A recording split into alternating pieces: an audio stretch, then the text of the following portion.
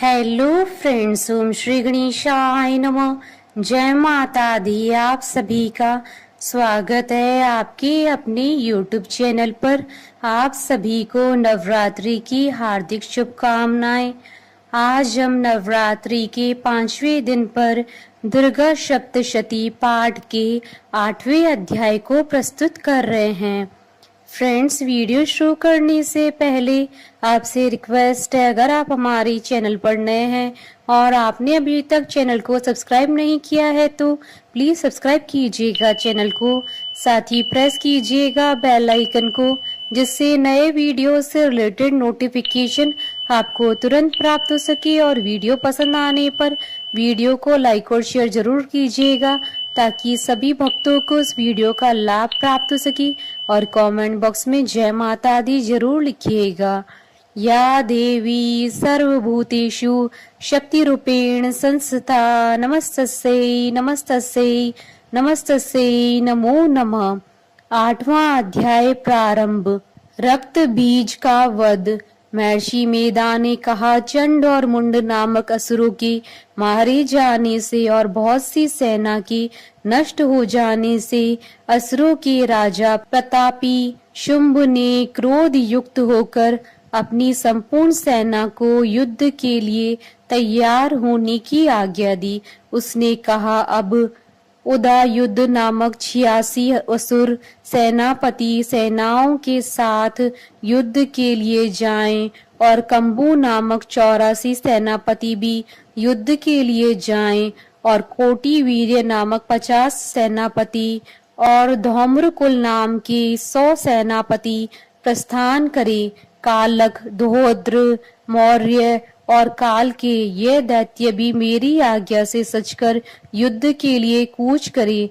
भयानक शासन करने वाला असुरों का स्वामी शुंभ इस प्रकार आज्ञा देकर बहुत बड़ी सेना के साथ युद्ध के लिए चला। उसकी सेना को अपनी ओर आता देखकर चंडिका ने अपनी धनुष की टंकार से पृथ्वी और आकाश के बीच का भाग गुंजा दिया। हे राजन, इसके पश्चात देवी के सिंह ने दहाड़ना आरंभ कर दिया, और अंबिका के घंटे के शब्दों ने उस ध्वनि को और भी बढ़ा दिया।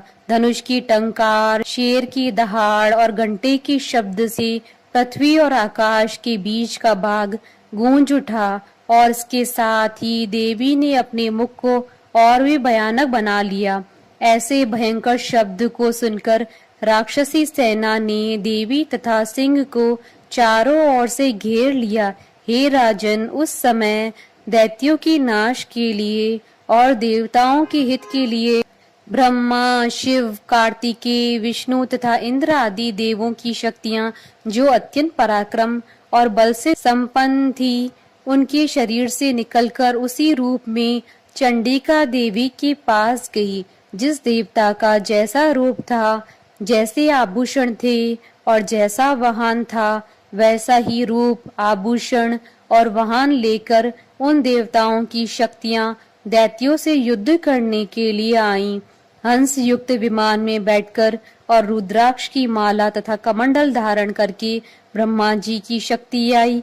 वृषभ पर सवार होकर, हाथ में त्रिशूल लेकर, महानाग का कंकण पहनकर और चंद्र रेखा से भूषित होकर भगवान शंकर की शक्ति माहेश्वरी आई, और मोर पर आरूढ़ होकर हाथ में शक्ति लिए दैत्यों से युद्ध करने के लिए कार्तिकेय जी की शक्ति उन्हीं का रूप धारण करके आई। भगवान विष्णु जी की शक्ति गरुड़ पर सवार होकर शंख, चक्र, श्रांग, गदा, धनुष तथा खड़ग हाथ में लिए हुए आई। श्री हरि की शक्ति वराही वराह का शरीर धारण करके आई, और नरसिंह के समान शरीर धारण करके उनकी शक्ति नारसिंही भी आई। उनकी गर्दन के झटकों से आकाश के तारे टूट पड़ते थे, और इसी प्रकार देवराज इंद्र की शक्ति ऐन्द्री भी ऐरावत के ऊपर सवार होकर आई। पश्चात इन देव शक्तियों से घिरे हुए भगवान शंकर ने चंडिका से कहा, मेरी प्रसन्नता के लिए तुम शीघ्र ही इन असुरों को मारो। इसके पश्चात देवी के शरीर से अत्यंत उग्र रूप वाली और सैकड़ों गीदड़ियों के समान आवाज करने वाली चंडिका शक्ति प्रकट हुई। उस अपराजिता देवी ने धूमिल जटा वाले भगवान श्री शंकर जी से कहा, हे प्रभु, आप मेरी ओर से दूत बनकर शुंभ और निशुंभ के पास जाइए और उन अत्यंत गर्वीले दैत्यों से कहिए तथा उनके अतिरिक्त और भी जो दैत्य वहां युद्ध के लिए उपस्थित हों उनसे भी कहिए, जो तुम्हें अपने जीवित रहने की इच्छा हो तो त्रिलोकी का राज्य इंद्र को दे दो।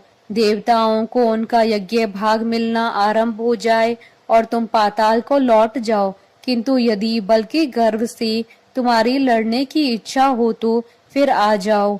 तुम्हारे मांस से मेरी योगिनियां तृप्त होंगी, क्योंकि उस देवी ने भगवान शंकर को दूत के कार्य में नियुक्त किया था, इसलिए वह संसार में शिवदूती के नाम से विख्यात हुई। भगवान शंकर से देवी का संदेश पाकर उन दैत्यों के क्रोध का कोई आर पार न रहा और वह जिस स्थान पर देवी विराजमान थी वहां पहुंचे और जाने के साथ ही उस पर बाणों और शक्तियों की वर्षा करने लगे। देवी ने उनके फेंके हुए बाणों, शक्तियों, त्रिशूल और फरसों को अपने बाणों से काट डाला और काली देवी उस देवी के साथ आगे खड़ी होकर शत्रुओं को त्रिशूल से विदीर्ण करने लगी और खटवांग से कुचलने लगी। ब्राह्मणी जिस तरफ दौड़ती थी उसी तरफ अपने कमंडल का जल छिड़ककर दैत्यों की वीर्य व बल को नष्ट कर देती थीं और इसी प्रकार माहेश्वरी त्रिशूल से, वैष्णवी चक्र और अत्यंत कोप वाली कौमारी शक्ति द्वारा असुरों को मार रही थीं और ऐन्द्री के बाजू के प्रहार से सैकड़ों दैत्य रक्त की नदियां बहाते हुए पृथ्वी पर सो गए। वराही ने कितने ही राक्षसों को अपनी थूथन द्वारा मृत्यु के घाट उतार दिया। दाढ़ों के अग्रभाग से कितने ही राक्षसों की छाती को चीर डाला और चक्र की चोट से कितनों को ही विदीर्ण करके धरती पर डाल दिया। बड़े बड़े राक्षसों को नारसिंही अपने नखों से विदीर्ण करके भक्षण कर रही थी और सिंहनाद से चारों दिशाओं को गूंजाती हुई रणभूमि में विचर रही थी। शिवदूती के प्रचंड अट्टहास से कितने ही दैत्य भयभीत होकर पृथ्वी पर गिर पड़े और उनके गिरते ही वह उनको भक्षण कर गईं। इस तरह क्रोध में भरे हुए मातृगणों द्वारा नाना प्रकार के उपायों से बड़े बड़े असुरों को मरते हुए देखकर राक्षसी सेना भाग खड़ी हुई और उनको इस प्रकार भागता देखकर रक्त बीज नामक महापराक्रमी राक्षस क्रोध में भरकर युद्ध के लिए आगे बढ़ा। उसके शरीर से रक्त की बूंदें पृथ्वी पर जैसे ही गिरती थी, तुरंत ही वैसे शरीर वाला तथा वैसा ही बलवान दैत्य पृथ्वी से उत्पन्न हो जाता था। रक्त बीज गदा हाथ में लेकर ऐन्द्री के साथ युद्ध करने लगा। जब ऐन्द्री शक्ति ने अपने वज्र से उसको मारा तो घायल होने के कारण उसके शरीर से बहुत सा रक्त बहने लगा और उसकी प्रत्येक बूंद से उसके समान ही बलवान तथा महापराक्रमी अनेकों दैत्य भयंकर रूप से प्रकट हो गए। वह सबके सब दैत्य बीज के समान ही बलवान तेज वाले थे। वह भी भयंकर अस्त्र शस्त्र लेकर देवियों के साथ लड़ने लगे। जब ऐन्द्री के वज्र प्रहार से उसके मस्तक पर चोट लगी और रक्त बहने लगा तो उसमें से हजारों ही पुरुष उत्पन्न हो गए। वैष्णवी ने चक्र से और ऐन्द्री ने गदा से रक्त बीज को चोट पहुंचाई और वैष्णवी के चक्र से घायल होने पर उसके शरीर से जो रक्त बहा उससे हजारों महाअसुर उत्पन्न हुए, जिनके द्वारा यह जगत व्याप्त हो गया। कौमुरी ने शक्ति से, वराही ने खड़ग से और माहेश्वरी ने त्रिशूल से उसको घायल किया। इस प्रकार क्रोध में भरकर उस महादैत्य ने सब मात्र शक्तियों पर पृथक पृथक गदा से प्रहार किया और माताओं ने शक्ति तथा शूल इत्यादि से उसको बार बार घायल किया। उससे सैकड़ों महादैत्य उत्पन्न हुए और इस प्रकार उस रक्त बीज के रुधिर से उत्पन्न हुए असुरों से संपूर्ण जगत व्याप्त हो गया।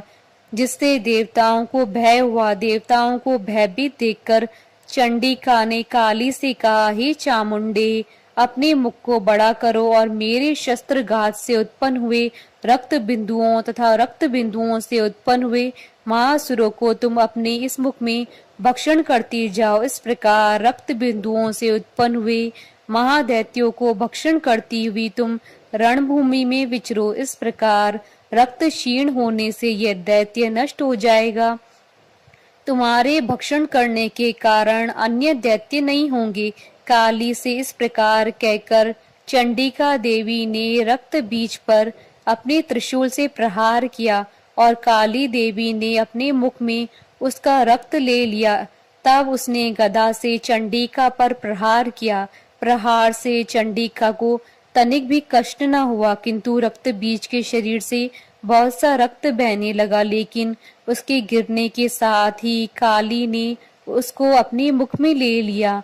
काली के मुख में उस रक्त से जो असुर उत्पन्न हुए उनको उसने भक्षण कर लिया और रक्त को पीती हुई तदंतर देवी ने रक्त बीज को, जिसका की खून काली ने पिया था, चंडिका ने उस दैत्य को वज्र, बाण, खड़ग तथा दृष्टि इत्यादि से मार डाला।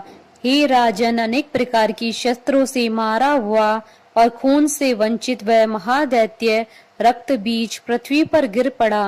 हे राजन, उसके गिरने से देवता अत्यंत प्रसन्न हुए और माताएं उन असुरों का रक्त पीने के पश्चात उद्यत होकर नृत्य करने लगी।